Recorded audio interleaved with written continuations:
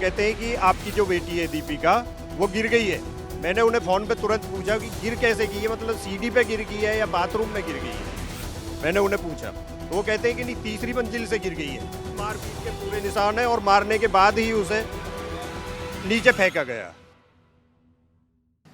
हमारा समाज बहुत सारी कुरीतियों से जूझ रहा है, उसमें से एक जो है वो डाउरी की बहुत बड़ी समस्या है। और ऐसी ही एक समस्या सामने आई है ग्रेटर नोएडा से, जिसमें एक 25 वर्षीय नौजवान लड़की की जो है, कई लोग बता रहे हैं कि आत्महत्या कर ली, कई लोग बता रहे हैं कि इसके अंदर जो है वो मारा गया उसे।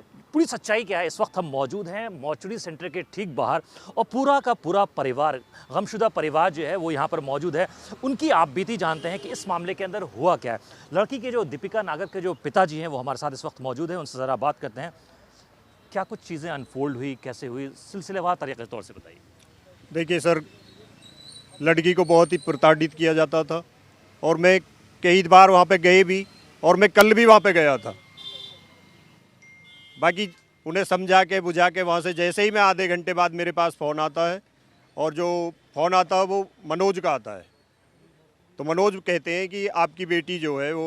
मनोज कौन है? मनोज है लड़की के ससुर। हाँ, क्या कहते हैं? वो कहते हैं कि आपकी जो बेटी है दीपिका वो गिर गई है। मैंने उन्हें फ़ोन पे तुरंत पूछा कि गिर कैसे गई है, मतलब सीढ़ी पे गिर गई है या बाथरूम में गिर गई है। मैंने उन्हें पूछा तो वो कहते हैं कि नहीं, तीसरी मंजिल से गिर गई है।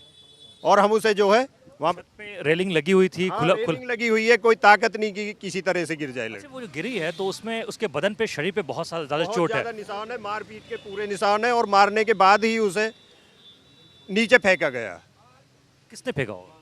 अब वो तो वही है, सारा परिवार है उसमें, मैंने बता रखा। उसकी ननद है और मनोज है, उसका वो है ऋतिक है, और सभी है ये। अच्छा, आप एक चीज़ बार बार कह रहे हैं कि उसको प्रताड़ित किया जा रहा था, किस चीज़, दहेज को लेकर प्रताड़ित? दहेज लेकिन शादी में जब दहेज दिया आपने, तो आपने एक स्कॉर्पियो इन कार दी, कैश दिया, ज्वेलरी दी, उसके बाद तो उसके बाद भी उन्हें ज्यादा चाहिए था। ये लालच क्या था? लालच तो वही बताएंगे, लालच क्या था क्या नहीं था। उसके बाद क्या क्या चाहिए था, क्या क्या मांगा? फॉर्च्यूनर 51 लाख रुपए चाहिए हमें, जो हमारी तो शादी होती थी। तुमने तो हमें कहाँ का, हमारी ये हैसियत कोई है?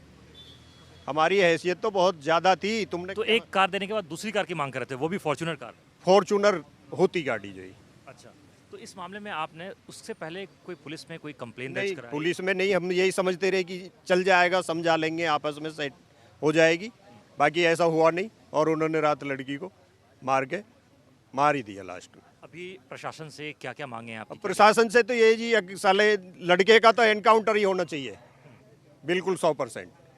हाँ, और हमें जो भी न्याय मिल जाए वो प्रशासन का वो है। मामले में 2 लोगों की गिरफ्तारी हुई है अभी तक। अब देखो क्या होता। परिवार है लगातार गुहार लगा रहा है, आवाज़ लगा रहा है कि इन्हें इंसाफ जो है मिलना चाहिए, क्योंकि इनकी 25 साल की बेटी दीपिका नागर जो है उसकी मौत हो जाती है, और इस मौत का कारण क्या है, वजह क्या है, ये अभी तक क्लियर नहीं है। पोस्टमार्टम की जब रिपोर्ट आएगी तो चीज़ें साफ निकल कर सामने आएंगी कि क्या कुछ हुआ उस वक्त, उस पल जिस वक्त दीपिका की जान गई। वीडियो जर्नलिस्ट पंचानन के साथ आकिल, NDTV इंडिया के लिए।